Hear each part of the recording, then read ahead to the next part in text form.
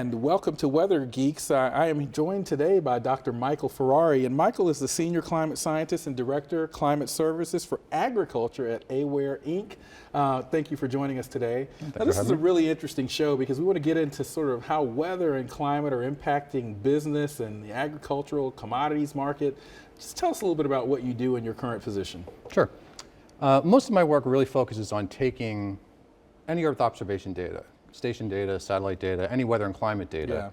Yeah. And the story that we're trying to tell is how does that data translate to a risk profile for really any company in the food and beverage sector, and you can really expand that to literally any company that does any commercial activity. So the initial assumption is it's just agriculture, but when you start to see how the effects cascade into other areas, it really spills across just about every sector of commerce. Yeah, and I want to mention, by the way, you formerly worked for Mars Company and yes. Coca-Cola. Mars, by the way, makes M&Ms, Mars bars. Yep, that's the same Mars. What does this have to do with weather and climate? Just tell us about, how does that relate? It's funny because when I was first approached by Mars, I didn't really understand the connection either. Yeah. So I was going through, it was after my qualifying exam. I met somebody at Mars. They suggested to come down and meet with them. They said, oh, you have an interesting background, you might fit into what we're doing here. So I just went and talked with them, had a pretty interesting discussion, went home, not really thinking anything of it. They called me a couple weeks later and said, you really should come back again. And then just to understand how Mars was really a pioneer in, and this is going back to the 70s, it started off with cocoa. So understanding what is the effect of weather variability and longer term climate variability on the cocoa supply chain. Sure. So it started off with, Mars' lifeblood is cocoa. If there's no cocoa, there's no product. And there's no M&Ms. And there's no M&Ms, right. So, right. And then the rest of the world is not happy. So it kind of especially my kids. Exactly. So I went home, initially I went home with my box of M&Ms, my kids were happy, and I thought that was going to be the end of it. And it turned out that I started working there, and I stayed there for several years. And they really are, the nice thing about Mars is they embrace scientific research, not only for commercial gain, but just for the sake of scientific research. So I would say not all companies do that. Mars is kind of a pioneer in doing that.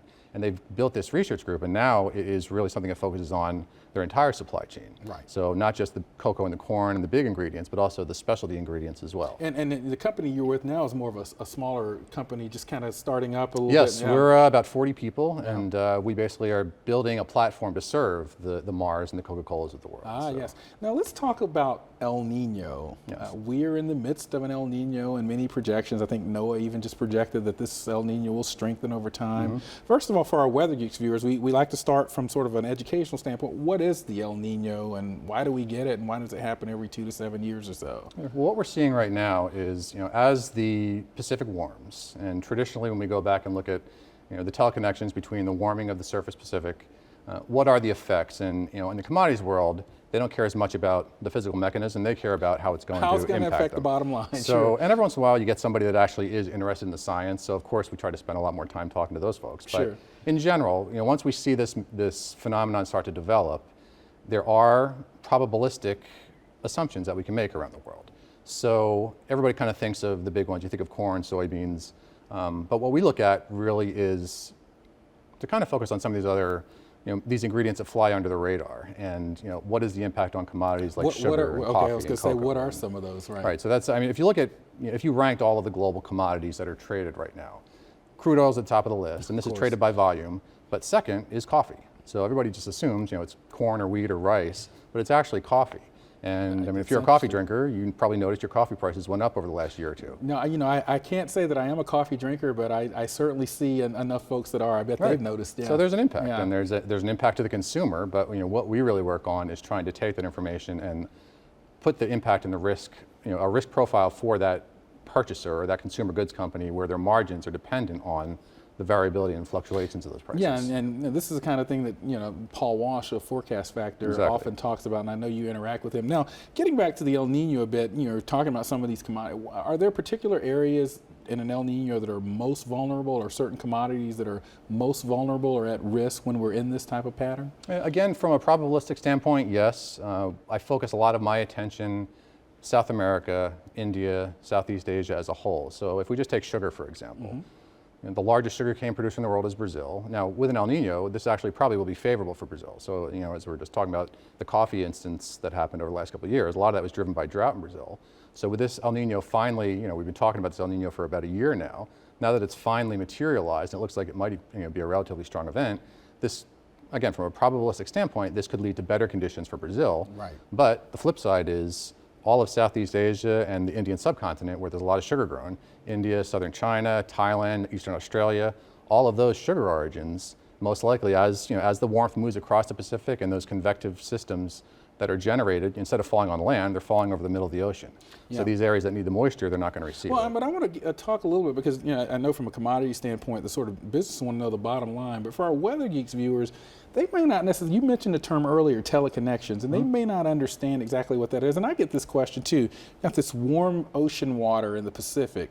How does that translate to our weather here in Georgia, or your weather in Pennsylvania or in India being affected, these teleconnections? Right. Can you explain that a bit to our viewers? Yeah, I guess at a high level, one of the things that we really focus on are the shifting of the jet stream, the shifting of some of these higher pressure systems. So again, going back to Brazil, traditionally, we had this high pressure system that was kind of set up over the center south of Brazil.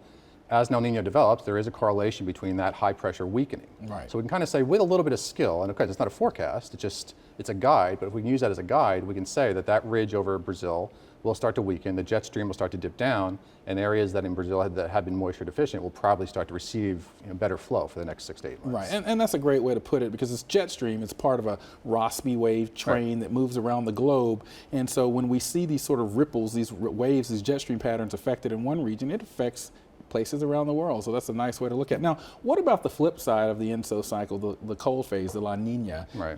Is there as much signal from a commodities market perspective? There is. The thing about the commodities market in general is it is very reactionary. So even now, the fact that once NOAA and I think the Japan Met Agency and there was a third that came out, and they all kind of made their announcements. It was Australia. They all came out around the same time and said we're officially in an El Nino. The commodity markets kind of jump on that. And sometimes it's the right decision and sometimes it's the wrong decision. Because again, they kind of just go back and look at these probabilistic assessments and say, okay, if this is happening here, this is going to be the effect. And we'll pick up on that here in a moment. But next on Weather Geeks, we're going to talk more with Michael about how forecasts are impacting the market outlooks. But first, let's see who our Geek of the Week is. Dr. Paul Roundy is this week's Geek of the Week. Yes, Dr. Roundy is an associate professor of atmospheric science at the University of Albany, where he studies observations of waves in the tropical atmosphere and ocean. And when the summer breeze is coming through upstate New York, summer breeze makes me feel fine, like Dr. Roundy tending to his garden. Enjoy the rest of the summer, Dr. Paul Roundy, our Geek of the Week.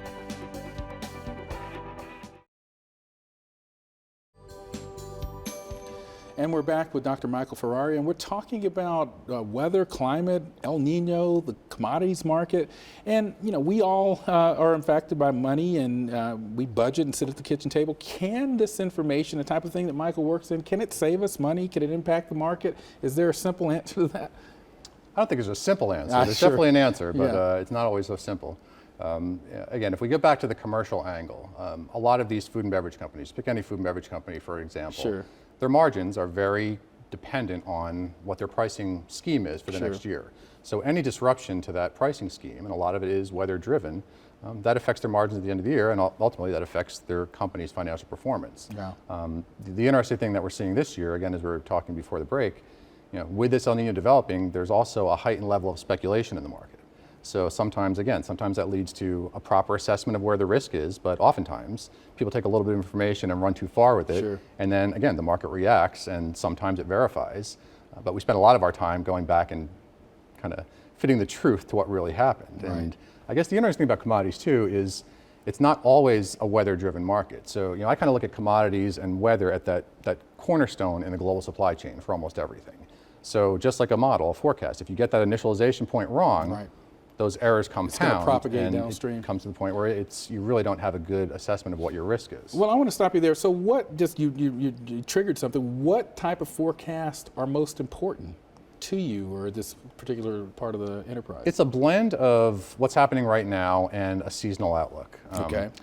The tricky thing is the commodity markets move so fast that once an event is priced in, that's old news. So tomorrow's market open already has that impact price in, whether it's right or wrong. So one of the things that we really try to do at aWhere, which is I think a little different from the rest of the market, is we focus on historical data. And every day I sit down, I can log into my portal and I know what happened yesterday for everywhere in the world. So I'm building more of my analysis, less on that forecast piece, because I know that there is error and there's a stretch between correlating two events and actually saying that one defines another. I focus more on my assessment on what has actually happened in the past and try to pull some analog years out of what years are similar. So I mean, for this kind of year, using El Nino years is a good way to start, but there's also some analogs that don't necessarily fit into a traditional El Nino pattern. Right. Now, you talk about El Nino and La Nina. These are sort of short-term climate signals. Climate change. Right. It's a topic du jour. Yes. Even the Pope's talking about it. Yes. What is the perspective of big companies that you deal with? What's the perspective on climate change? Is there an embracing of the science, or where are they? I think there is, and I think, I have a biased view because the two commercial sector companies, Mars and Coca-Cola, that I worked for, they both actually embrace the science and take that seriously. So both of these companies, again, Mars' lifeblood is cocoa, and a beverage company, their lifeblood is water. And if there's no water, there's no beverages. So just as far as understanding what is the state of the science and trying to anticipate where these risks might be in the future, not just for this year, next year, but if we're going to build a facility that's going to be drawing water to make beverages, that has to be a supply that's continuous for 30 or 40, 50 years, not just the next couple quarters, the next couple of years. Yeah, and that's interesting because I even saw President Bush's former Treasury Secretary, Hank Paulson, talking about some of the economic impacts of climate. So I know there is movement on that topic. And we want to, when we come back from the break, we're going to actually talk about this growing field that Michael works in and find out what's next and how you can get into that field if you're a student studying atmospheric sciences.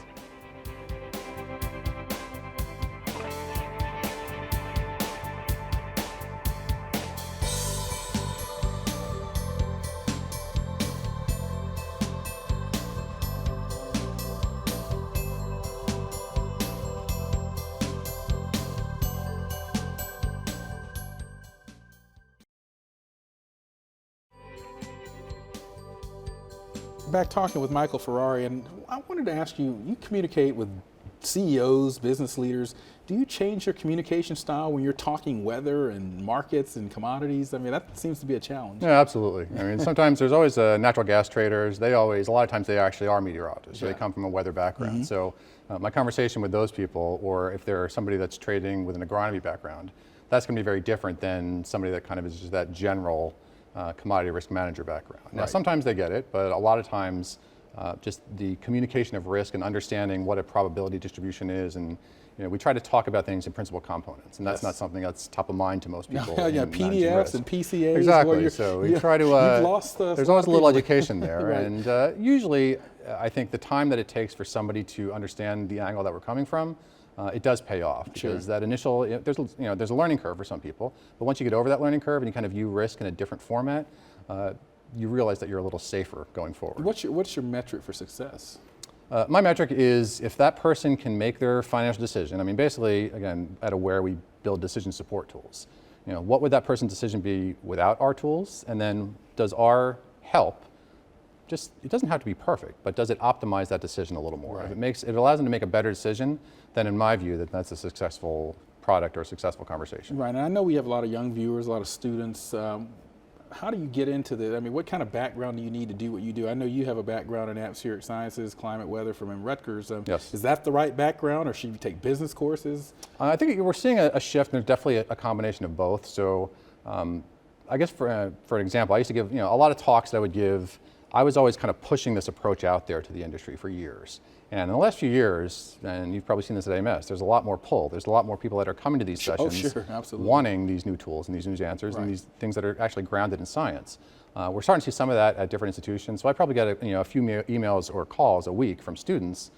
Penn State obviously has a really nice program with the program that David Titley is putting together there is top notch. And I think other schools are going to start to follow that model. Right. Now, I think the caveat is if you're not interested in a wide variety of topics, I mean, if you just want to be a forecaster, this is not the job for you. Sure. Definitely not. But if you're interested in, I mean, sometimes, like I was saying earlier, sometimes it's weather, sometimes it's biology, sometimes it is foreign exchange. I mean, you have to be a student of almost everything. You got to be versatile. Because it's geopolitics. I mean, there's so many other factors that move commodity prices that, weather and climate might be the fundamental part of the analysis, but all these other pieces are part of the puzzle, and you have to be able to kind of move across laterally several different fields. Now, what is the big holy grail? What is next? What do you need to sort of take what you do to the next level? Two things. One is really a seamless integration between the historical analysis, a short-term forecast, and a seasonal outlook. I just got back from Southeast Asia talking to a lot of people in the commodity industry across India and Singapore. Everybody wants that seasonal view, and understanding that there are limits to what you can say about a seasonal view. But didn't Congress just recently push forward some new legislation to improve that here in the U.S.? Oh yeah, and that's I think that's going to be very exciting for the next few years, and I think the commercial sector as a whole will embrace that. The second piece that I'm really interested in is just the introduction of, you've heard of the whole small sat industry and small sats, CubeSats. More data. I mean, more data that we have that gives us a better foundation to make a recommendation.